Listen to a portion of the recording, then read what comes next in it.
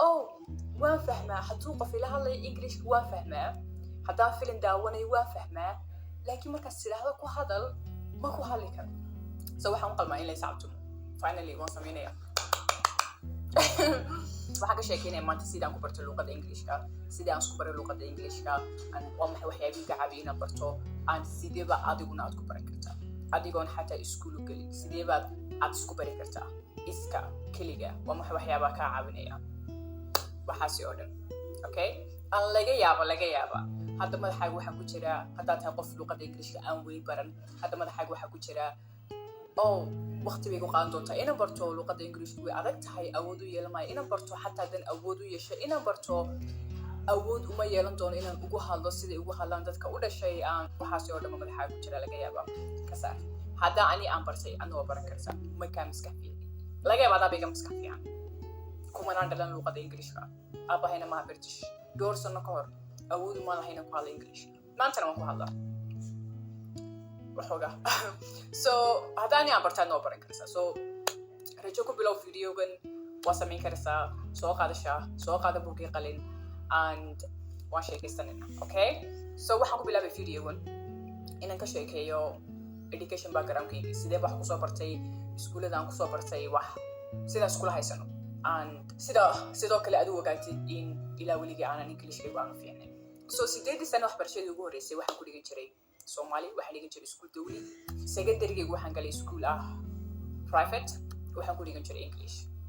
waan xasuustaa maadadii iigu horreysay ii soo gashay waxay ahayd chemistry waxaa ku jirtay kelmadda substance ma oran karin substance ma oran karin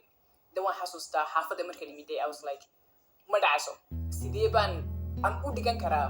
iskuul English ku baxaya anigoo 8 sano waxbarashada Soomaali kusoo dhiganay sidee baa layga baahan yahay casharaadka iskuulka aan fahmo aan qoro aan akhriyo aan xifdiyo imtixaanka aan galo dusha aan ka qoro hadiiba aanan ku hadli karaynin hadiiba aanan ku dhawaaqi karaynin kelmadaha oo la idhigayo ma oran karay substance and then walaalahay ku qoslayaan dabay like waskala qabsan doontaa so 4 sano secondary way dhamaadeen run ahaantina waan la qabsaday Ingiriiskayguna wuu fiicnaaday heer aan imtixaanka ka adagahay casharka iskuulka aan fahmo aan qori karo aan akhrin karo aan xifdiyi karo substance-na aan oran karo muu fiicnaanin laakiin heer aan filim daawan karo bilaa turjumaad aan fahmi karo ama buug English aan akhrin karo aan fahmi karo amaba aan ku hadli karo secondary markaa kulli cadaan ma la shaqeynaya ma garana waayo aan u niyeystay in cadaan la shaqeyn doono baa like waa inaan luqadda Ingiriiska aan barto waa inaan Ingiriiskayga aan fiicneeyo ma dhacayso inaan shahaado jaamacadeed aan qaato Englishna aanan ku hadli karaynin ma qurux badna markaasaan bilaabay haddaba socdaalka khalaas waxa la gaadhay xilligaan noqonay British shayga ugu horeeya ee aad tahay inaad samaysid sida Ingiriiskaagu u fiicnaado waxa weeyaan environmentkaaga u bedel English ka dhig English u badi English maxaan ka wadaa ma waxaan ku leeyahay u dhoof UK maya u dhoof haddaad doonaysid laakiin waxaan ka wadaa wax kastoo kugu xeeran ha hadal English buug baad akhrinaysaa English filim baad daawanaysaa ha dhegeysan laakiin English kubad cagta daawanaysaa اربطوا أحزمتكم أحموا شباككم kubad cagta kuma fiicna English carabi ku fiican tahay waxaad akhrinaysaa jaraa'id English waxaad dhegeysanaysaa idaacad English wax kastoo aad consume garanaysid English waan qoslaa markuu qof yiraahdo waxaad doonaysaa barto luqadda Ingiriiska laakiin ay daawanayaan musalsal carabi ay dhegeysanayaan heesa Soomaali ay akhrinayaan Soomaali goorma markaad doonaysaa in Ingiriiska madaxaaga galo habeenkii marka seexatid ma dhacayso laakiin xisaabta isma xiriso maskaxdaada laakiin wixii dhegahaaga galaa oo indhahaaga ka aragtid uma afkaaga soo baxay sax so waa muhiim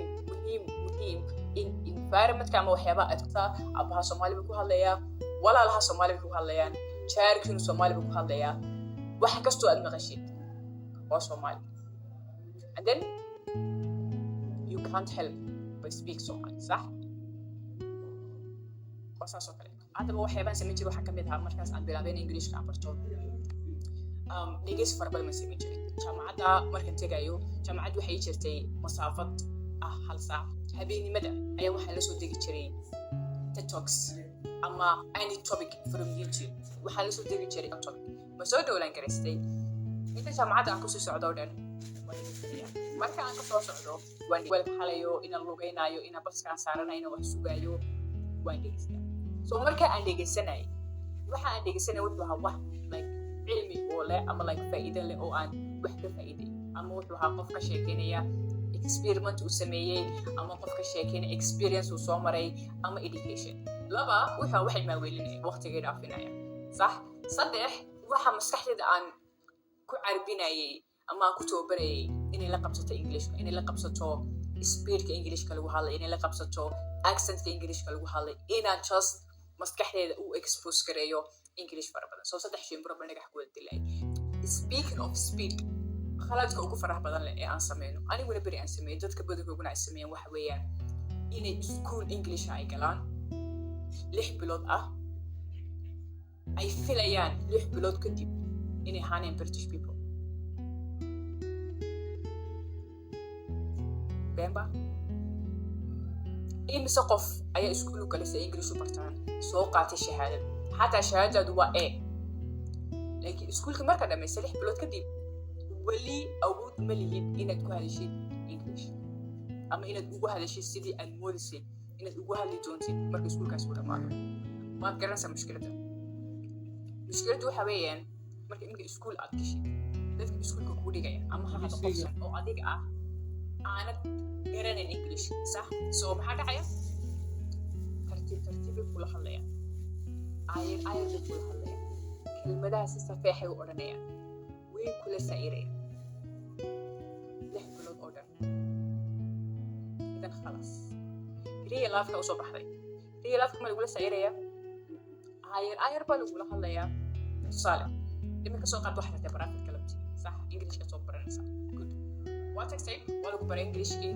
tartiib baa lagu soo baray waa lagu sairaya maqribki guriga baa soo noqotay waxaad aragtay aabahay oo daawanaya BBC-da English-ka waxaad tiri ma fahmaya laakiin waa fahmaysa macalimiintaada laakiin BBC ma fahmaysa English-ka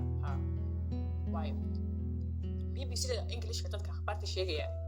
they don't care in English as a candidate kale ma kula sayraya tartiib ma jirto صح so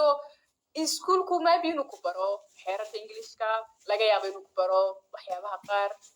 laakiin maaha effective